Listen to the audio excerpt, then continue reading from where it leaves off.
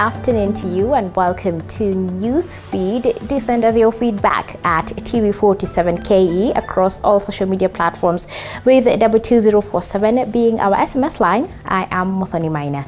On to political matters, leaders from the Kenya Kwanza faction are currently meeting in Naivasha, Nakuru County to outline the alliance legislative agenda. President William Ruto is presiding over the meeting, which participants are expected to rally behind his choice of cabinet secretary nominees.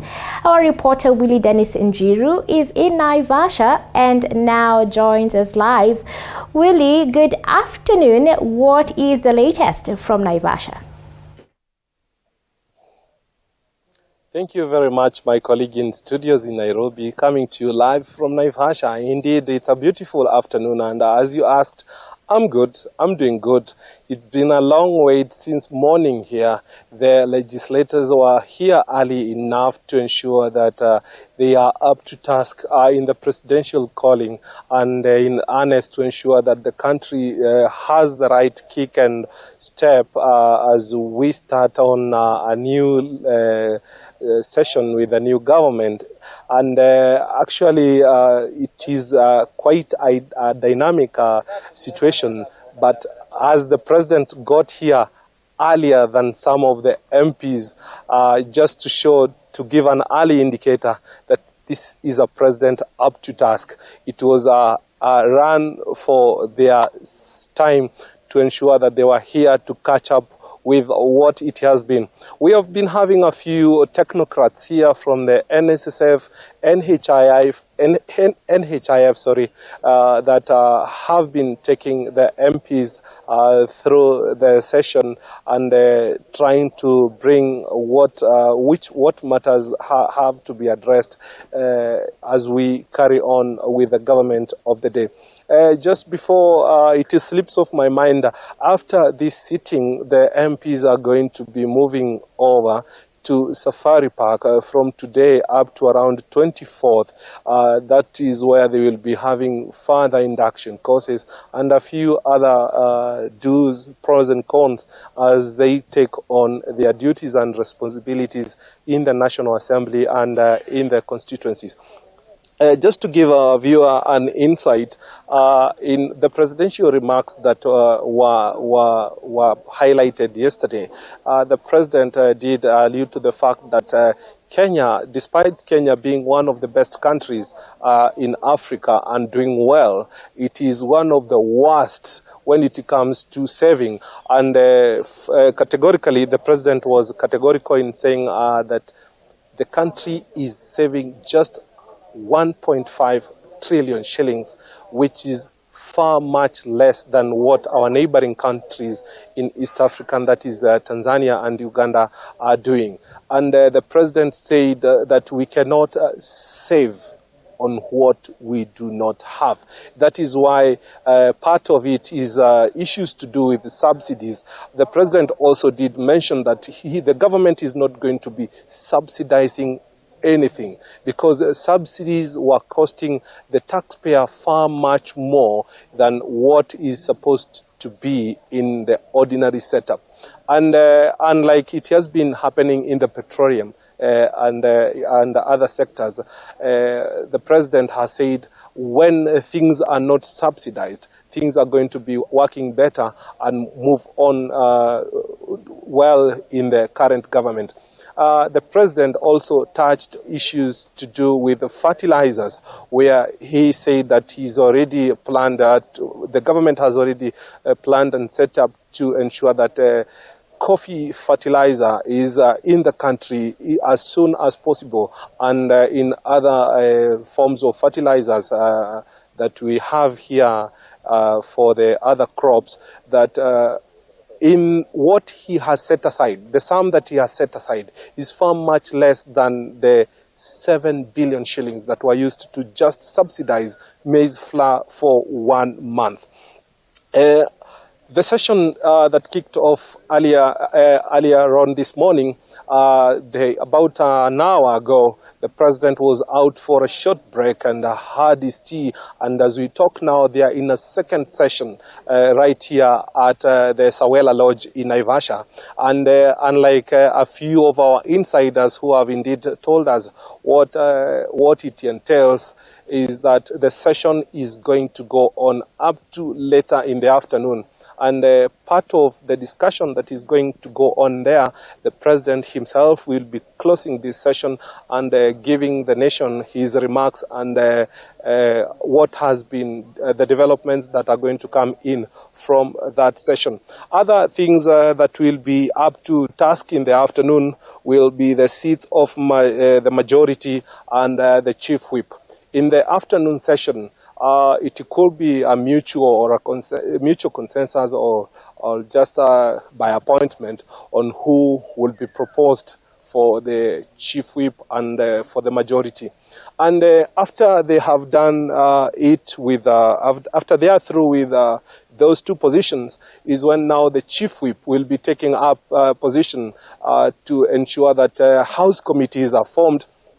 And the insiders that we have had around here will be telling us exactly on who is going to be who, but the information has it that some of them have volunteered, others will be picked, others will be proposed. That will be in the afternoon session. All this is just a wait-and-see game, but rumors has it on which slots probably are going to be taken by what. This one will be categorically on regional balance, and also more to it will be issues about professionalism. Professionalism is also going to play part in the whole exercise. And as I wind up and take it back to studio, sorry for that, and as I wind up and take it back to studio, we also had rumors of the legislator, Madam Wahome and Aden Duale, proposals that they will probably be relinquishing their MP seat, perhaps to vie for a cabinet seat, and that also includes Murkomen, Kipchumba Murkomen, Onesmus Kipchumba Murkomen for that matter, that they probably could be relinquishing for greener pastures, that is for a few slots in the cabinet. But this is a game of wait and see, but they have been trying to canvass inside the house, inside the session, to ensure that perhaps they are going to have a say and attack. But nonetheless, it's a wait-and-see game. It's an expensive game. The country cannot be waiting to have 4 more seats. Remember the Senate Speaker, the Moses Wetangula, that is an empty seat so far. But now the government could be spending for 3 other seats. But these are developments we are likely to have later on in the afternoon. But from me here in Naivasha, we are going to be keeping an eye on the developments. And I take it back to you in studios to continue with the rest of the bulletin. Back to you in studio.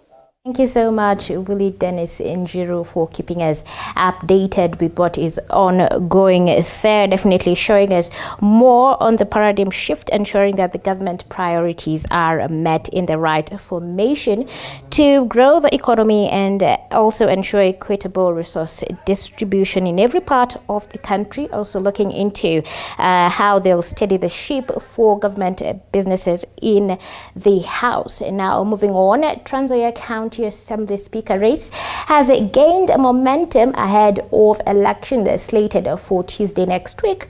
We are now joined by our reporter Boniface Baraza for a live update.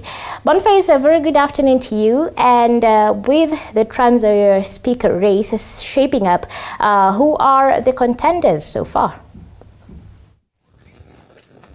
Good afternoon to Mudhoni Mine, and we're coming to you live from Nzoia County Assembly, where Nzoia MCA's Ali to Kenya Kwanza have pitched tents here to accompany one of them whom they believe will make it come Tuesday. I remember the advert was made public yesterday by the clerk of Nzoia County Assembly, calling upon those qualified or eligible candidates to seek to be the third Nzoia County Assembly Speaker to submit the application, and they have accompanied him in submitting his submission towards that quest of becoming the third Nzoia County Assembly Speaker. And first thing first, thank you, Mheshimiwa, for joining us live. Introduce yourself and tell us why submission for Speaker of Nzoia County Assembly.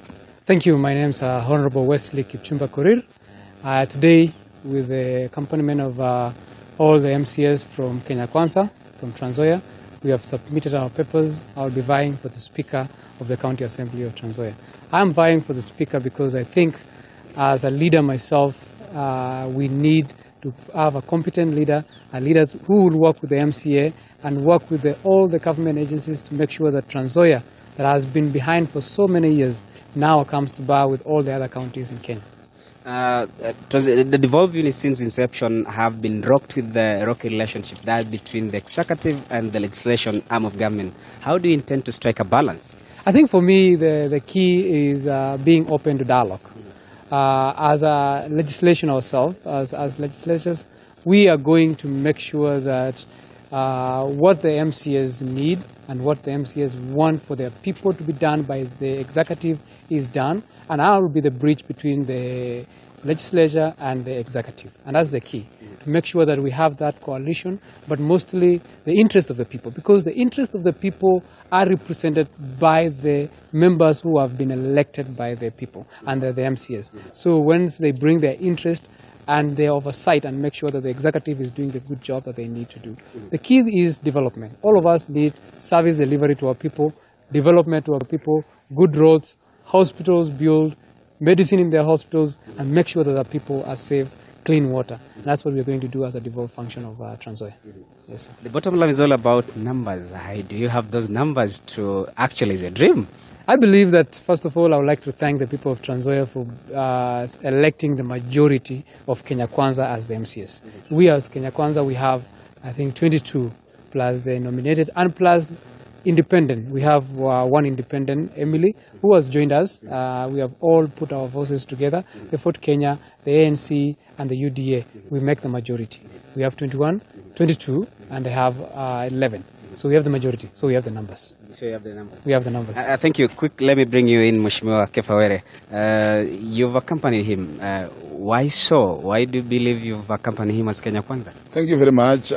My name is Kefawere. I'm MC elect from Kabumboi Ward.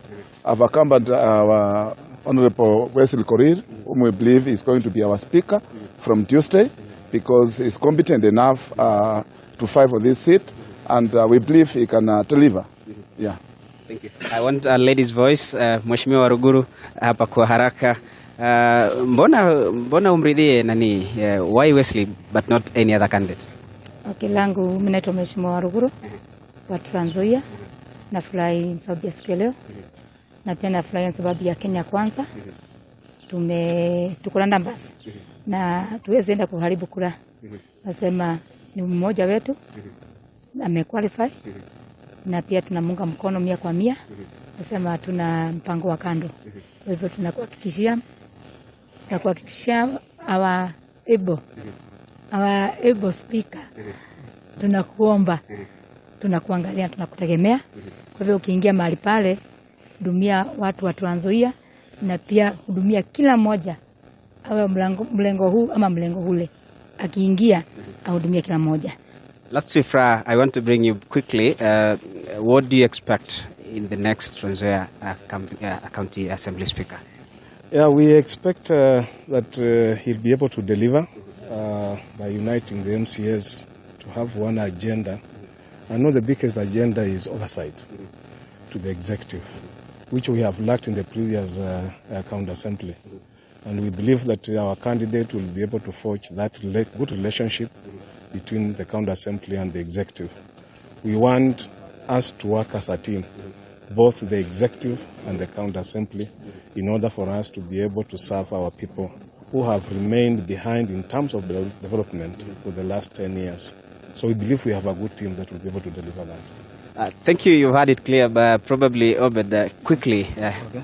Thank you very much. My name is Obed Mwale Mahanga, MC of Matisi Ward, and also a member of ANC Party under Kenya Kwanza. And today we have accompanied our Speaker SIGNET to issue his papers, and we are going to promise the people of Nzoia County that we are going to provide a house that understands its responsibility, and we are focusing majorly on legislation and oversight.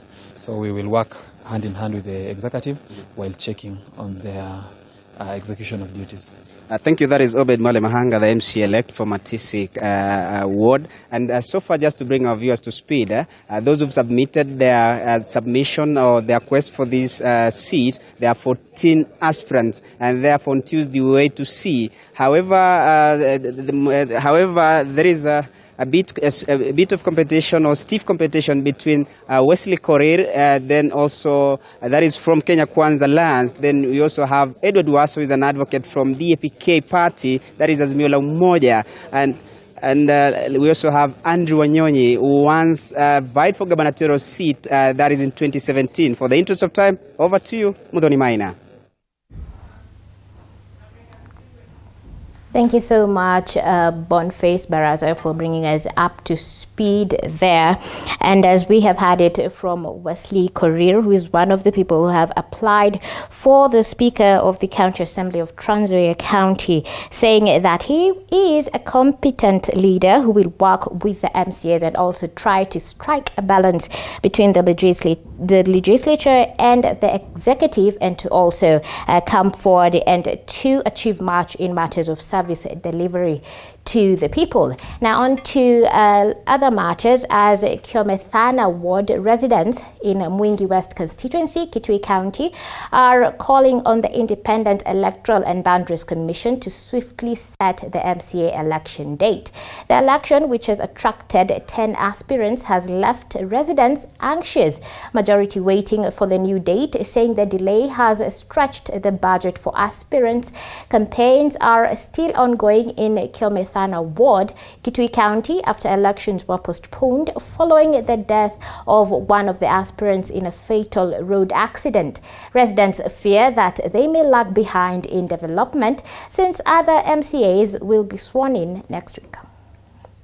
Elections for MCA, and would wish to appeal to IBC, if possible, they should go ahead and announce a date for us. We don't want to lag behind, because now that next week we know there will be swearing in of the MCS. We don't want to be left behind. We would like them to announce the date as soon as possible so that we can go to elections, get our MCA, so that it can get working.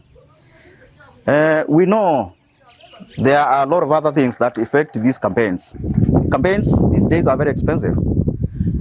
The extension to the date of the elections for Kome-Thaana ward is costing the aspirants.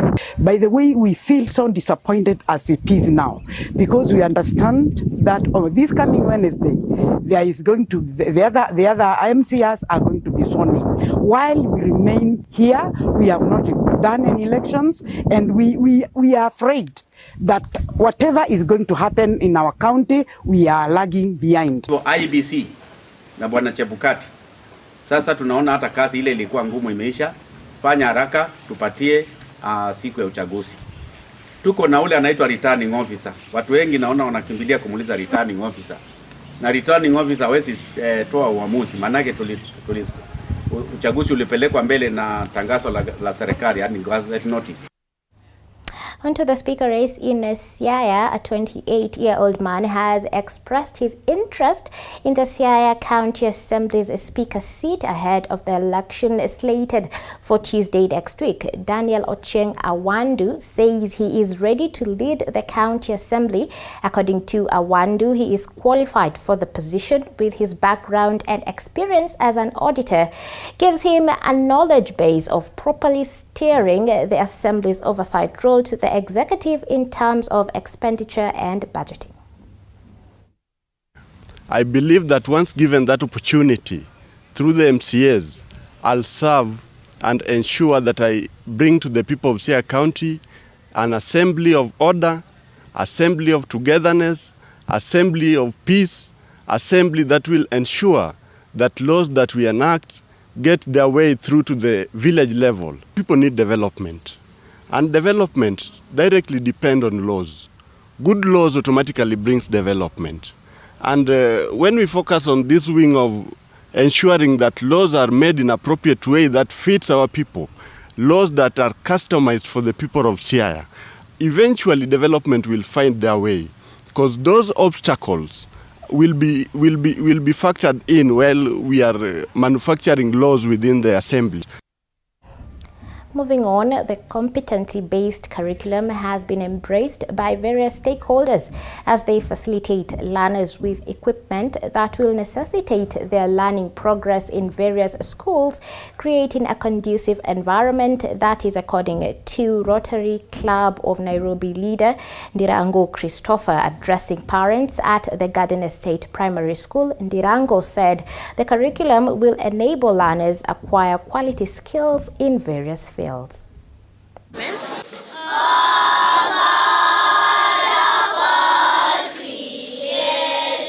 Today we are handing over 26 computers to this school, Garden Estate Primary School. And why are we doing this project here? So first of all, we all know that technology is getting increasingly integrated into everyday life, all the way from complex technology right through to our mobile phones. So digital technology is integrated into our everyday lives.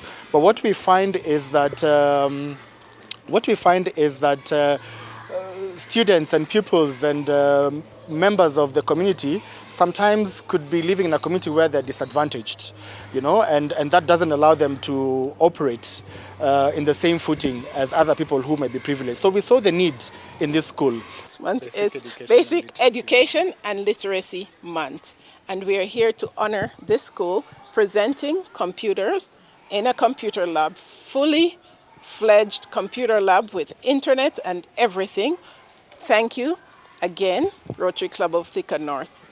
ICT is now part of our new curriculum, CBC, which requires learners and teachers to interact with the computers from time to time. But the school was lacking in this infrastructure for the teachers to be able to do that. On to an unfortunate incident as a family in Kanamkemer from Turkana County is in mourning after their 13-year-old son died by suicide by hanging himself soon after closing school. It is alleged the deceased was scolded by his parents over his poor performance in school, prompting his act. His mother, Dorcas Asinyen, has, however, regretted her actions, while the area deputy police commander, Matthew Ndogo, has called on parents to opt for other resolutions rather than scold their children. Jana walifunga shule akakuja sababu kunionyesha ripoti kadi yake. Sasa nikaona Max iko chini, nikauliza kwa nini umerudi chini na ulipanga mbele. Takana next time ongeze Max. Hivyo tu naye akaingia kwa nyumba. Ndio mimi nikatoka kaenda kwa mama msasi. Nilipokaa huko karibu nusu saa, watoto wengine wakakimbia ndio wakaniambia ana amejinyonga. Tumekuwa tunaye tukicheza hadi jana hapo kwa barabara. Jioni nilikuwa napika, nilikuwa nakaa hapa na mwenye sasa anafuata Alan. Alan alikuwa amejifungia hapo kwa nyumba. Medri na akakuja akasema Kibet, huyo mwingine akakuja akasema Alan amejifungia kwa nyumba. Mimi nikakuja nikafunja hapo kiboko. Nilikuwa sasa niende nimwambie afungue nyumba ama nimchape. Kumbe alikuwa ashajianga. Kaambia huyo mtoto mwingine mdogo tena aruke langu.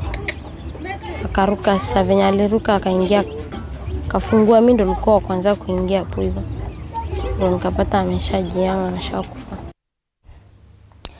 Moving on, Kenya Prison Department is working together with the business community in a quest to correct and rehabilitate inmates and combined efforts to ensure the inmates are empowered to become successful and business-oriented. Speaking in Kiambu Prison, Jamii Product Director Charles Kimani, who has been training inmates on how to make khaki bags, said there's a lot of potential and talent in prison, and this will help the inmates not to revert back to committing crimes, so that after they are released from prison, they become self-reliant.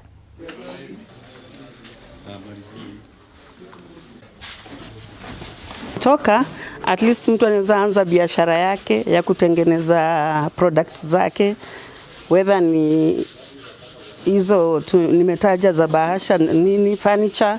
Pia furniture tunawafunza kutengeneza metal, jiko, vitu nyingi.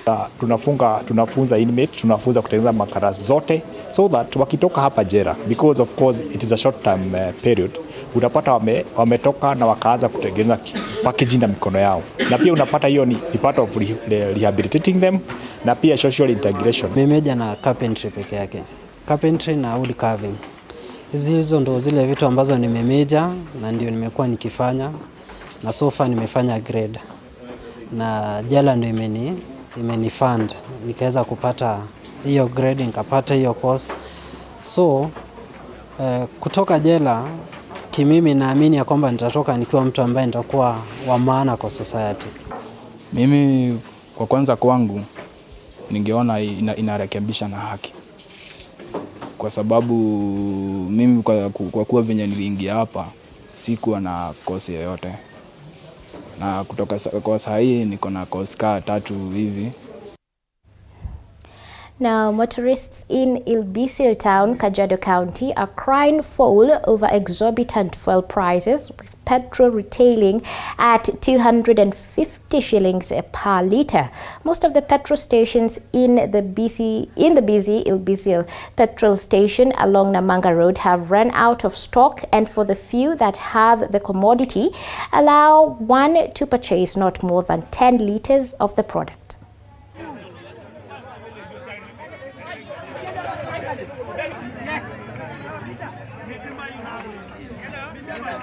Tuko na shida mingi leo bisil ya mafuta imepanda zaidi, nabidi tulale bisil na hatujui mahali ya kulala, hakuna pikipiki inaenda, hakuna magari inaenda.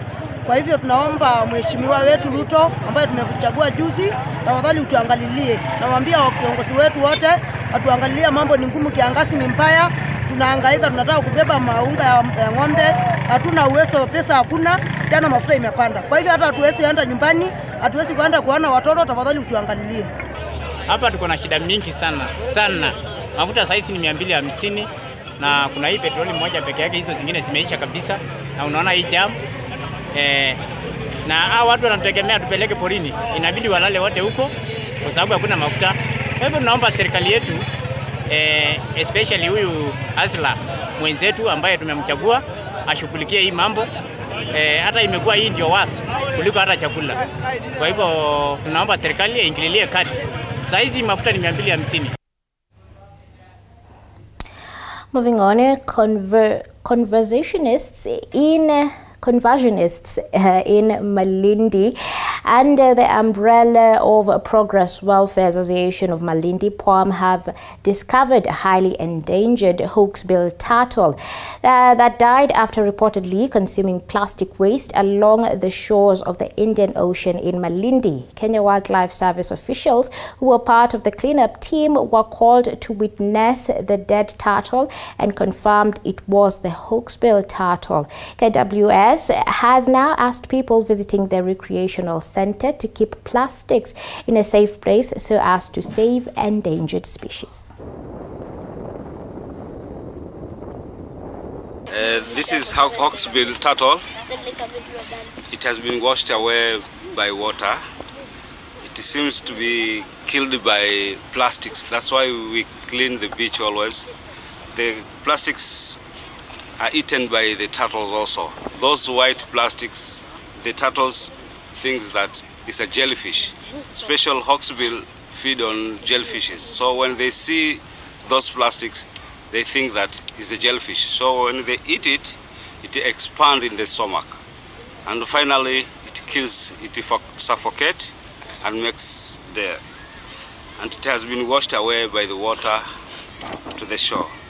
That's why it's very important for everybody to handle his or her plastics, to keep them in safer place, to save the life of the endangered species that we have. And in fact, these species are very few in the world, and there's a need of us to conserve them. Now that's all that we had for you here on Newsfeed. Thank you so much for tuning in. I am Muthoni Maina. Do enjoy